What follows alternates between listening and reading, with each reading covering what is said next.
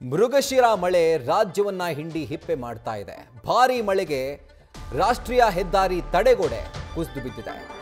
ಕೇರಳದ ಕಾಸರಗೋಡು ಜಿಲ್ಲೆಯ ಚೆರ್ಕಳದಲ್ಲಿ ನಡೆದಿರುವಂತಹ ಒಂದು ಘಟನೆ ಇದು. ರಾಷ್ಟ್ರೀಯ ಹೆದ್ದಾರಿಗೆ ನೂತನವಾಗಿ ತಡೆಗೋಡೆ ನಿರ್ಮಾಣ ಮಾಡಲಾಗಿತ್ತು. ಇನ್ನು ಈ ಒಂದು ಭಾರೀ ಮಳೆಗೆ ನಮ್ಮ ರಾಜ್ಯ ಅಷ್ಟೇ ಅಲ್ಲದೆ ಪಕ್ಕದ ಕೇರಳ ಕೂಡ ತತ್ತರಿಸಿ ಹೋಗಿದೆ. ಅಲ್ಲಿ ತಡೆಗೋಡೆ ಕುಸಿತವಾಗಿದೆ. ಇನ್ನು ಹೆದ್ದಾರಿ ಪ್ರಯಾಣವೇ ಇದರಿಂದಾಗಿ ಅಪಾಯ ಅನ್ನೋ ರೀತಿ ಭಾಸವಾಗ್ತಾ ಇದೆ. ದೃಶ್ಯಗಳಲ್ಲಿ ಗಮನಿಸ್ತಾ ಇದ್ದೀರಿ, ಹೆದ್ದಾರಿಗೆ ಕಟ್ಟಿರುವಂತಹ ತಡೆಗೋಡೆ ಇದು. ಅಂದ್ರೆ ಆ ಒಂದು ಭಾಗದಿಂದ ಮಣ್ಣು ಕುಸಿಬಾರದು ಹೆದ್ದಾರಿಗೆ ಅಂತ ಹೇಳಿ ಒಂದು ತಡೆಗೋಡೆಗಳನ್ನ ಉದ್ದಕ್ಕೂ ಕೂಡ ನಿರ್ಮಾಣ ಮಾಡ್ತಾ ಹೋಗ್ತಾರೆ. ಅಂಥ ತಡೆಗೋಡೆ, ಅಷ್ಟು ಸ್ಟ್ರೆಂತ್ ಅಂತ ಕರಿತೀವಿ ಸಿವಿಲ್ ಭಾಷೆಯಲ್ಲಿ, ಅಷ್ಟು ಸ್ಟ್ರೆಂತ್ ಇರುವಂಥ ತಡೆಗೋಡೆನೇ ಈ ಮಳೆಗೆ ನೆಂದು ತೊಯ್ದು ತೊಪ್ಪೆಯಾಗಿ ಬಿರುಕು ಬಿಟ್ಟು ಈಗ ಕುಸಿತಾ ಇರುವಂತಹ ದೃಶ್ಯವನ್ನು ಗಮನಿಸ್ತಾ ಇದ್ದೀರಿ.